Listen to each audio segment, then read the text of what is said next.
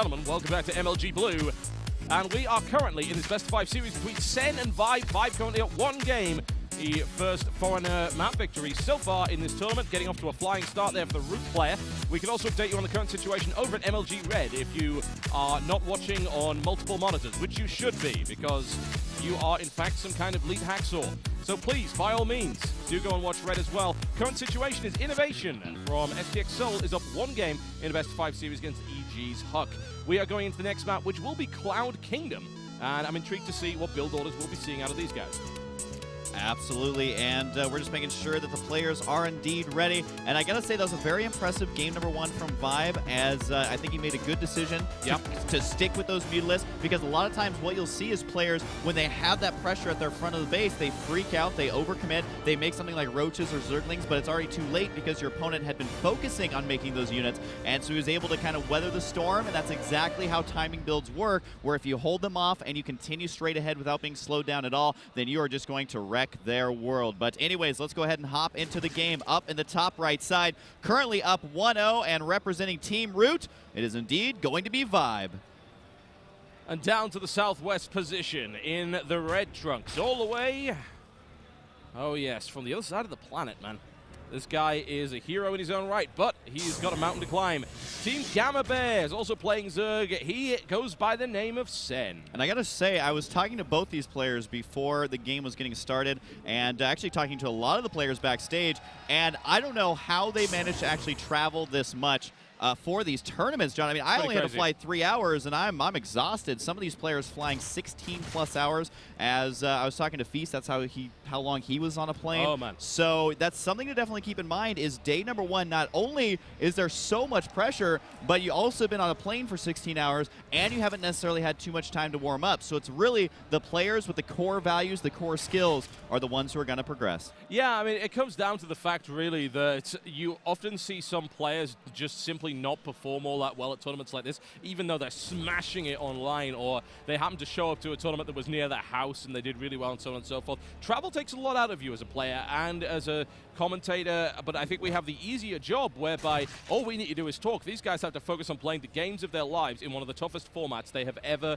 had to face on a new game that none of these guys are confident in this game yet. Yeah, so that is why StarCraft, one of the hardest games out there, one of the biggest mental works out there as well. I play 1 game on ladder. I'm exhausted, so definitely have to hand it to these guys for their dedication. Now, speaking of which, I feel like we're continuing the gentleman's agreement in that they are going the same build. Now, it is a slight variation. Of course, we're going to be seeing a pool first and then expansion, whereas before we saw the hatchery first. But again, we aren't getting any sort of cheese ball build order wins. Not yet. As it goes towards a pretty safe early game for both these players. Yeah, I think we might. If Vibe goes up 2-0, I have a feeling that the next game we could end up seeing something like a bit of 10-pool speed. I don't think we'll see anything uber cheesy. 10-pool's an aggressive opening, but it's not an all-in.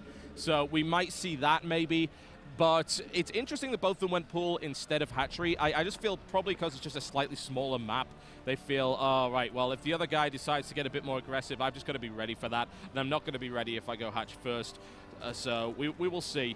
And this just means that over the first couple of minutes of the game, we may see a little bit of poking and prodding. They both grabbed gas around the same time, and they both have 3 workers in the gas. Always something to bear in mind. Sometimes we see a gas build from Zerg, which is just 1 worker, and that's designed to tick over to 100 to get lair at a particularly appropriate time. With all 3 in gas, that indicates that they're going to do 1 or 2 things. They're either going to go speed really early, or they're looking for either early Roach Swarm or an early Baneling Nest. It's usually speed. So they're both going to be grabbing that at about the same time, and then we'll see where this game progresses. I think it's fairly likely that we will see a return by one of these players to Spire play at some point.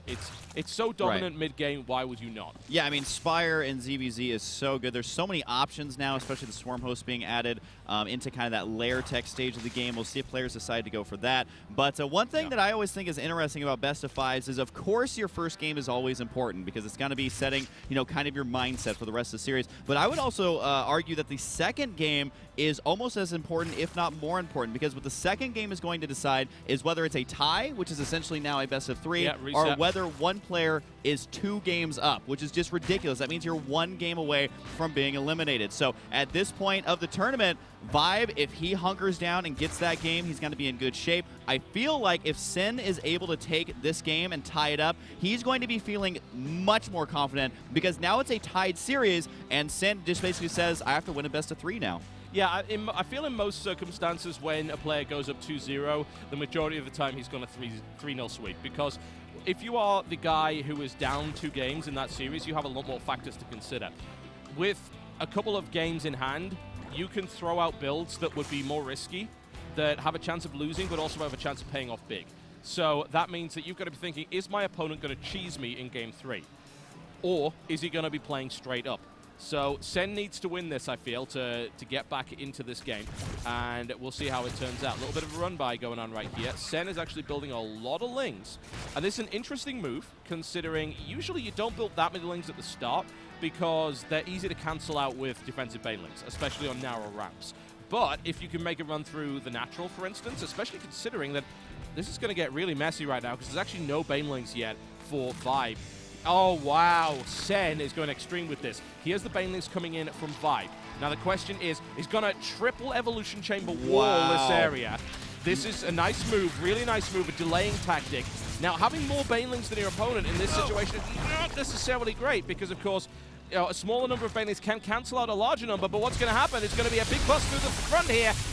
And the Queens are able to absorb a lot of that damage. The Banelings not even killing off the Queens. The 2 Evo Chambers, he may actually cancel these because at this point there's really not a use for them. He does decide to let them finish. Drones pull off the line, but like I was saying, if Sen can get a little bit of momentum here off of this, he's got to be in great shape. 1 detonation there on the drones. Got to be bringing them super, super low. Vibe scrambling around, but he's got no answer. He's got his own lings on the way, but it's not going to be enough. There are so many Zerglings being produced right now by both of these players, and I just don't think it's going to be enough here for Vibe. He's losing so many drones and supplies, 36 now to 66, and as we were saying, man, this could quickly be brought into a best of 3 as Sen is just crushing through this game. Yeah, straight up 2 base committal to Baneling and Ling, which was absolutely the right thing to do.